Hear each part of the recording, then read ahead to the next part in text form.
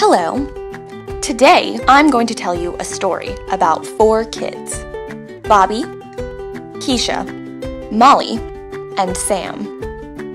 This morning, each one of them woke up feeling not quite right, but not quite wrong either. The sun was sunny and people had to go to work, so their parents sent the children to school. And when they arrived, they went to class. But they all tried to feel quite right. However, at 10 o'clock, Bobby had a tummy ache. At 11 o'clock, Keisha couldn't breathe. By noon, Molly's tooth hurt. She couldn't eat her lunch. At 1:15, Sam got into a fight. At 10:10, Bobby's mother left work and picked him up from school. At 11:30, an ambulance took Keisha to the hospital emergency room. At 12:20, Molly went back to class where she couldn't concentrate. At 1:30, Sam received 3 days of out-of-school suspension. And at 3:30, Principal Dan realized that he had 3 more absences and 1 more miserable student, which all adds up to poor attendance, poor test scores, poor graduation rates, and poor outcomes for kids and schools. So, on this very nice, very sunny day, nobody had a good day. But wait, let's rewind. What if we were able to change the story? What if this morning, Bobby and Keisha and Molly and Sam still woke up feeling not quite right, but not quite wrong either?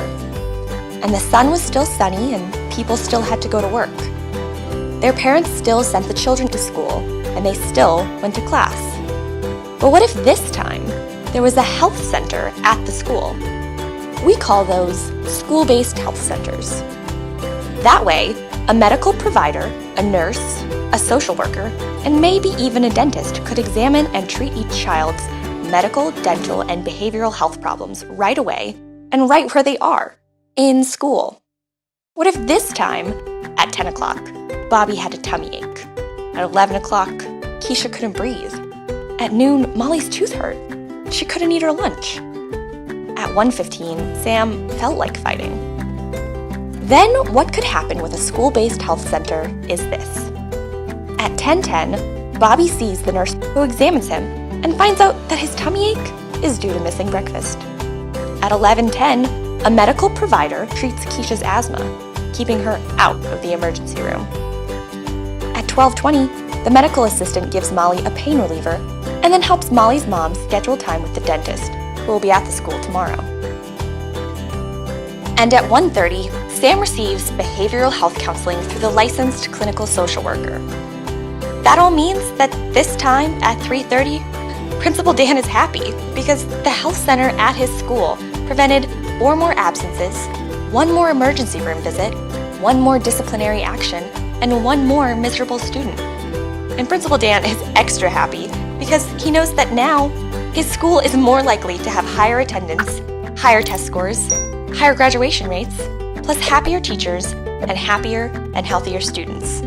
So this time, on this very nice, very sunny day, everybody ultimately had a good day. Remember, addressing every child's physical, oral, and mental health care needs means children will have better health outcomes and better school attendance. So consider adding a school-based health center to your community. Once you do, everyone can be as happy as Principal Dan. For more information and technical support, contact the Georgia School-Based Health Alliance. Here's how.